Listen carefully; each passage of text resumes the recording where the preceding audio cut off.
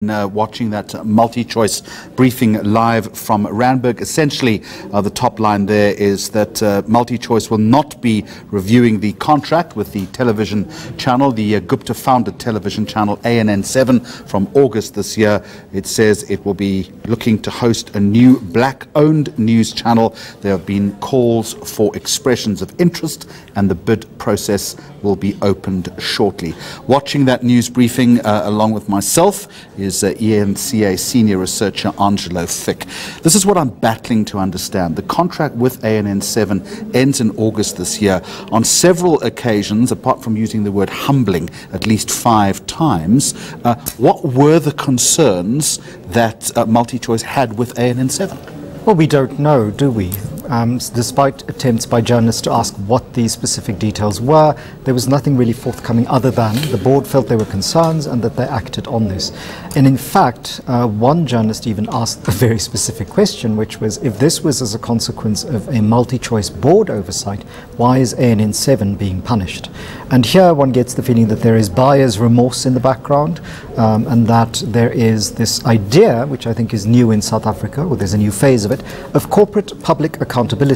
And nobody wants to go in the direction of being caught on the hoof, and so there are these preemptive attempts at being accountable in public, but not fully disclosing, because there's no denying, very sensitive commercial interests at play here that cannot be revealed, because that would put the ability to negotiate contracts, But let's cut to the chase. I mean, the reality here is that it all has to do with the name Gupta, and secondly about the role that the television station played in terms of factional politics. I mean, that's the subtext. That's the subtext, and the question that many South Africans may ask is, if the leadership outcome of the ANC's leadership elective conference in December was different, would we be here? In other words, if the candidate that was being supported by that particular television channel had won, would we be in the situation where a contract is cancelled, or would we not? And it is precisely the political economy of contemporary South Africa that necessitates, if we're going to say that we want corruption taken out of the state sector, the private sector corruption issues are going to start raising their heads, and many corporations will now want to preemptively strike the note of going, see, we are behaving above board. And as they reiterated several times, they did nothing illegal. There's nothing illegal about lobbying, but many people will ask questions about the ethics of what that lobbying does to democratic accountability of state institutions. They made the point about the importance of a plurality of news and current affairs voices. There is the start of a new black-owned channel. We can talk about that in just a moment. But whether you like ANN7 or not, Angelo, it does add to that plurality of voice. Precisely. We cannot go back to a country where there is only one news source that everybody goes to, and there is no difference, and that there is no, particularly since the public broadcaster is still in the process of recovering, we need a space in which there is a variety of news sources, in which there is a variety of viewpoints, and that we as citizens of a democracy also have the right to not watch what we don't like instead of banning it.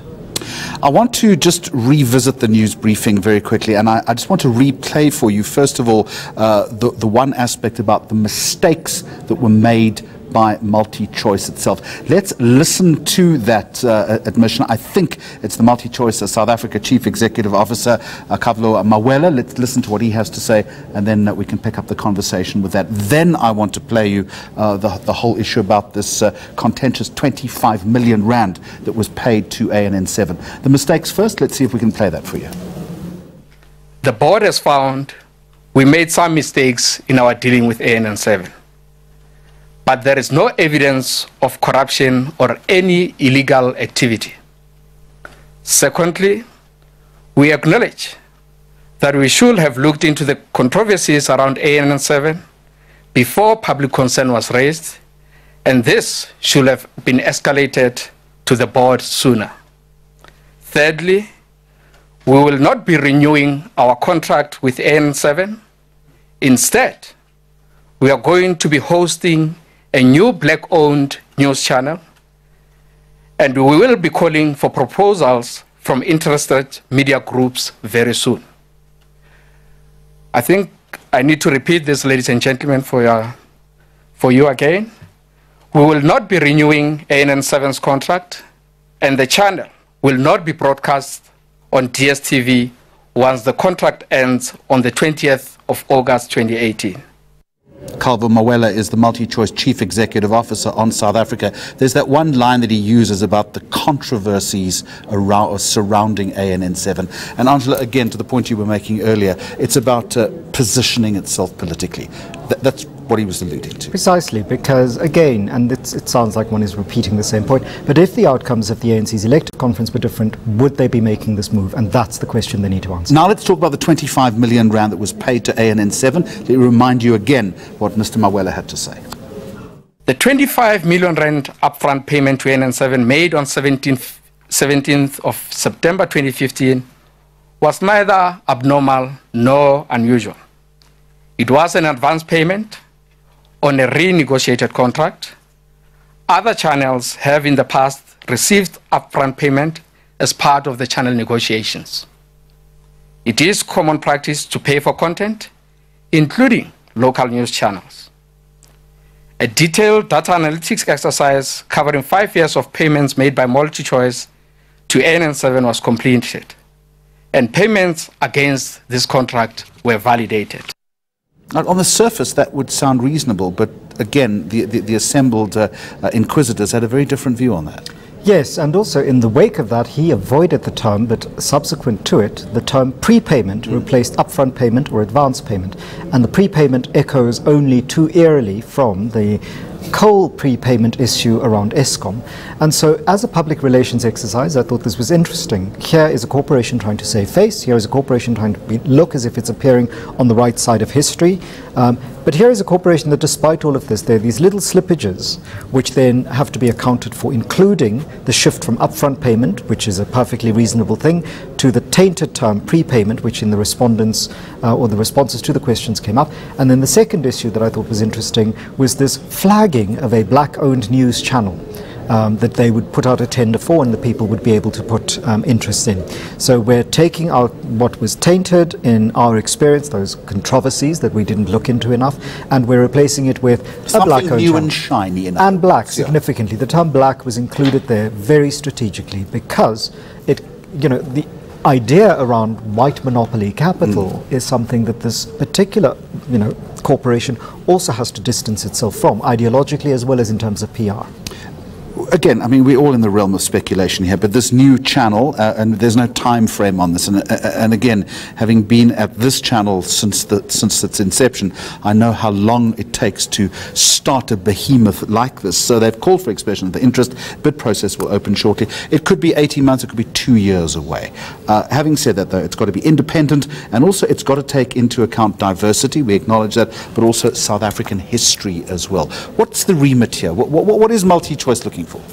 I think MultiChoice is looking to dodge being accused of not having bought into post-millennial, post-apartheid South Africa, the transformation agenda, and it also needs to be seen not to dump ANN7 from its profile and be accused of dumping the black interest channel, because that is, I think, how ANN7 has been positioning itself for a long time. So here is, again, preemptive strike from the corporation that is doing this in its own interest. There is no doubt. No one should think that corporations do things only out of some sort of public interest list. This is about survival, and survival in a slightly changed political. And as they say in public relations terms, it's about the optics, it's about getting ahead of the story, although some would argue it should have responded a lot earlier. But we still have this probe, Angelo, don't we, from the Independent Communications Authority of South Africa.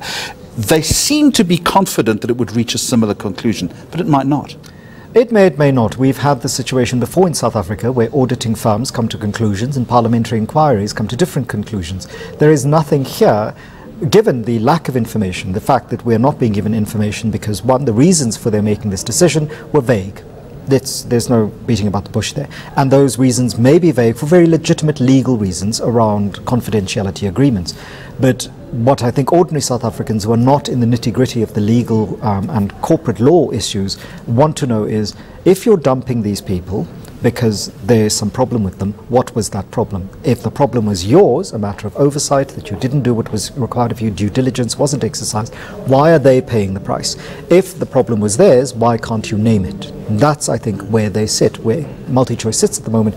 It wants to explain, but it can't explain. And Angela, inevitably, there will be job losses here. There was the question about whether MultiChoice will assist in replacing people that work for ANN7. Well, they can't, because ANN7 is simply a provider to MultiChoice. Yes. ANN7 staff don't work for MultiChoice.